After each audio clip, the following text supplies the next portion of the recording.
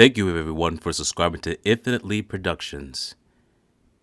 And if you have not subscribed to Infinite Lead Productions, please do so, as we have so much stories and content to share with you. Thank you. In this video, we will be doing a summary of Vincent Falcone's life and to show you where his gravesite is.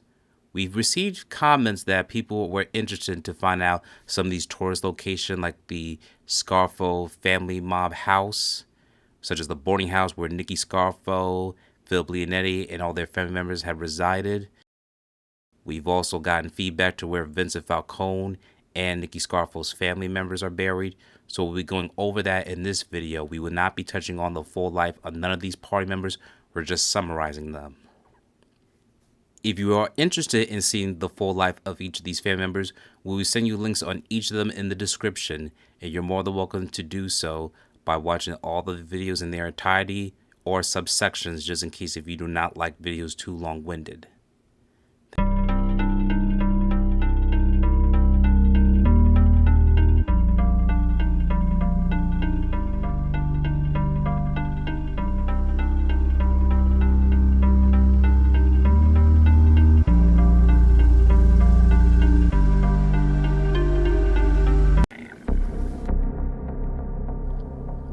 Here is the summary of Vincent Falcone. Vincent Falcone was a Philadelphia crime member associate. He was never an official made member of La Cosa Nostra, or Cosa Nostra, but we have to say La Cosa Nostra because this is the source material from Philip Leonetti's Mafia prints, George and the State of His Blood and Honor, and many other source materials, so we understand that many people prefer the term Cosa Nostra. Vincent Falcone was originally from Latin America, specifically from Argentina. Him, his family, and a friend, Alfredo Ferraro, had grown up in Argentina and then integrated to the United States and then decided to reside in the New Jersey state area, specifically in Atlantic City. When Vincent Falcone and Alfredo Ferraro had grown up in the New Jersey area, they decided to become cement contractors. While many Italian immigrants have integrated in specifically the Ducktown region, where there were predominantly an Italian residents, there were many hardworking Italian-American families, especially those who worked as cooks, cement contractors, engineers, and more.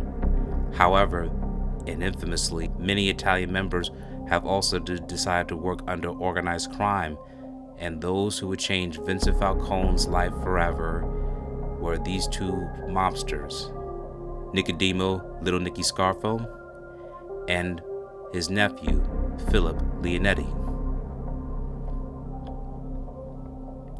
Vincent Falcone, as he wanted to work his ranks in the Philadelphia crime family, he had to be involved. In order to be made in the Philadelphia crime family specifically, you had to be 100% Italian, and second, you had to participate in a murder. That is specifically for this Philadelphia crime family. However, in the world of Cosa Nostra, some people, especially in New York, had said you had to at least have one parent to be Italian, specifically the father. But the second rule, you had to participate in a murder, has always remained. But each family faction has always been different depending on which region and crime family we're talking about specifically. Now, since we're going over the Philadelphia crime family, we're just going over that rule alone. So in order for Vincent Falcone to make his button, he was Italian. Despite being from Argentina, it was only his parents. And he was willing to participate in a murder. Philip Leonetti and Vincent Falcone decided to collaborate when a Philadelphia crime family member, Louis DeMarco, was robbing Chicky Narducci, a May Guy's crap games, and was stealing from him. Nicky Scarfo, who was also working up the ranks to climb up the family ladder, he decided to get permission from Angelo Bruno, the godfather of Philadelphia at that time, to whack Louis DeMarco. Therefore, he assigned his nephew, Philip Leonetti, and Vincent Falcone to take Louis DeMarco out. When Louis DeMarco was staying at a hotel and had left his room, Phil Blianetti and Vincent Falcone had stalked him and then shot him to death at point-blank range. They emptied their guns into him and decided to flee, and was picked up by a fleeing vehicle. That would be the first murder that both Phil Blianetti and Vincent Falcone had participated. However, luck ran out for Vincent Falcone after he decided to mock Nicky Scarfo and Phil Blianetti with his friend Alfredo Ferraro in a bar where ally Chucky Marlino had informed Phil Blianetti and Nicky Scarfo of the mockery that Vincent Falcone had left a mark. Nicky Scarfo had definitely had an obsession once he got wind about it and decided to be obsessed with killing them both. Alfredo Ferraro decided to leave the environment once he knew that things was getting tense. Vincent Falcone had fled as well, but he decided to come back after he noticed the tension was dying down. One day in December 1979, Nicky Scarfo had instructed Phil Blianetti, Vincent Falcone to come to a building in Margate for some drinks. Accompanying them was also Lawrence Marlino, Chucky Marlino's brother, Joe Salerno, a plumber who was not affiliated with any crime family at all. He was just a regular plumber, to give the idea that there was no criminal activities that was going to undergo, especially if this guy has not been made. And Nicky Scarfo himself.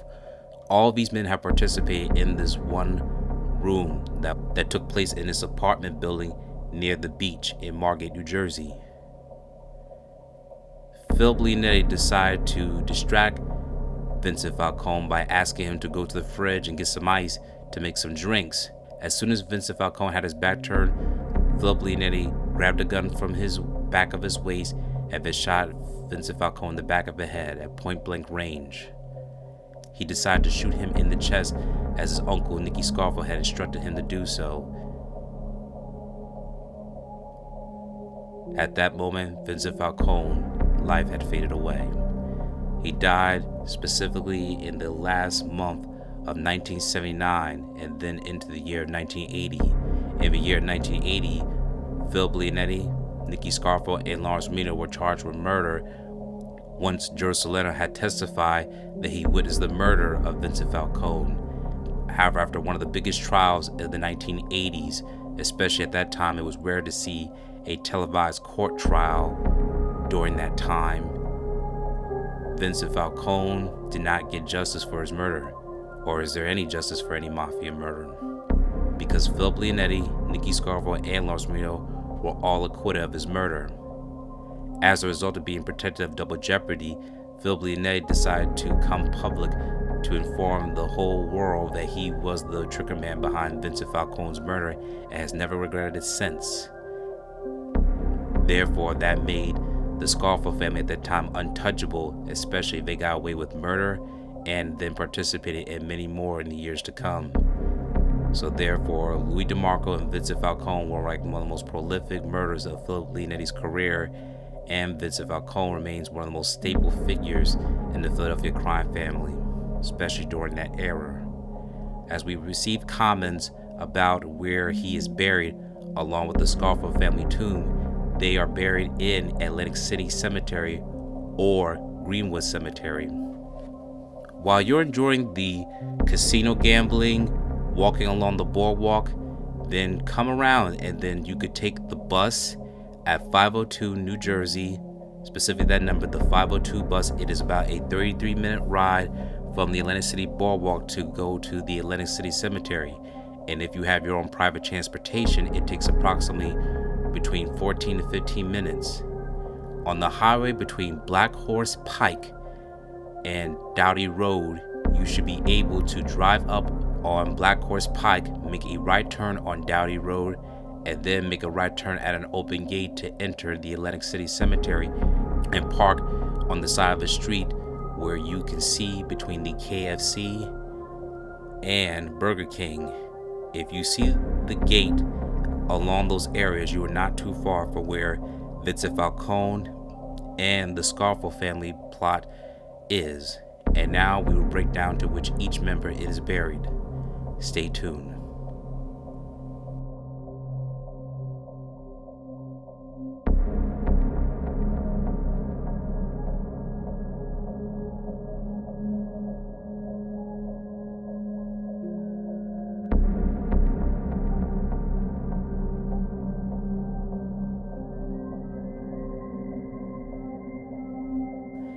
Thank you everyone for watching.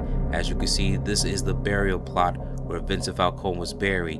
We only went over it briefly in the life of the video, but we want to make sure that you got the precise location to where he is buried, so therefore you do not have to go and find a grave to do so, because it only gives you so much information. But we want to make sure that you had a visual aspect to where to find him, in case you wanted to pay tribute to him or look at it as a tourist location. We just want to make sure you have the facts about the story. This is one of our final coverages on the life and death of Vincent Falcone. If there's any other suggested members you would like for us to go over, please leave a comment below, and thank you for your time. Thank you for watching this video. Please subscribe to our channel and check out more of our content. Feel free to give your feedback and suggestions on what we should do next in the comments. This is Infinite Lee Productions. We love ya!